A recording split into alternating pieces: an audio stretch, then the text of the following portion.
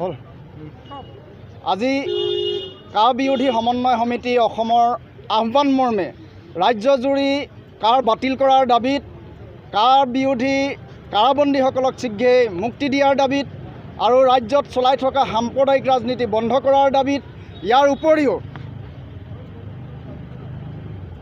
উপৰিও আমি NRC চূড়ান্ত প্ৰকাশৰ প্ৰক্ৰিয়া সম্পূৰ্ণ কৰাৰ দাবীত আমি এই কাৰ্যসূচী আহ্বান দিছিলোঁ আৰু এই কাৰ্যসূচীৰ লগত সংগতি ৰাখি আমি শিৱসাগৰ জিলাতো শিৱসাগৰ বিভিন্ন দল সংগঠনে এই কাৰ বিৰোধী সমন্বয় সমিতিৰ অন্তৰ্গত যি দল সংগঠন আছোঁ এই দল সংগঠনসমূহে আমি ৰাইজৰ সহযোগত আজি শিৱসাগৰ জিলা উপায়ুক্ত কাৰ্যালয়ৰ সন্মুখত আমি প্ৰতিবাদী কাৰ্যসূচী ৰূপায়ণ কৰি আমি স্মাৰকপত্ৰ প্ৰধানমন্ত্ৰীলৈ প্ৰেৰণ কৰিবলৈ আহিছোঁ। প্ৰধানতঃ এই চাৰিটাই দাবী আমি এই চাৰিটা দাবীৰ ভিত্তিত যি চমু তাৎপৰ্য মই ক'ব বিচাৰিছোঁ।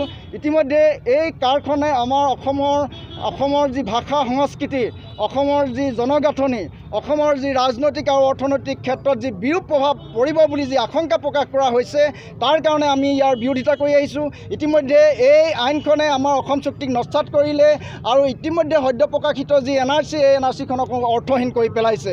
গতিকে ইয়াৰ আমি তীব্ৰ বিৰোধিতা কৰিছোঁ। লগে লগে সমগ্ৰ দেশজুৰি যি প্ৰতিবাদ হৈছে আমি ভাৰতৰ সংবিধানখনৰ যিহেতু এই কাৰখন পৰিপন্থী হিচাপে বিবেচিত হৈছে সংবিধানৰ যি ধৰ্মনিৰপেক্ষতাৰ যি পৰিকাঠামো ইয়াক যিহেতু নস্যাৎ কৰিছে সেয়েহে আমি সমগ্ৰ দেশজুৰি দেশৰ জনগণৰ লগত এই কাৰ বিৰোধিতাৰ আন্দোলনত আমি ঐক্যবদ্ধ হৈ ইয়াৰ সংগ্ৰামত আমি অৱতীৰ্ণ হৈছোঁ। এয়াই হৈছে মূল আজিৰ কাৰ্যসূচীৰ তাৎপৰ্য। ইতিমধ্যে চৰকাৰখনে যি সাম্প্ৰদায়িক ৰাজনীতি কৰি আছে BJP দলে AIUDF দলে এই সাম্প্ৰদায়িক ৰাজনীতি বন্ধ কৰিবৰ কাৰণে আমি এই আপাৰতে দাবী জনাইছোঁ।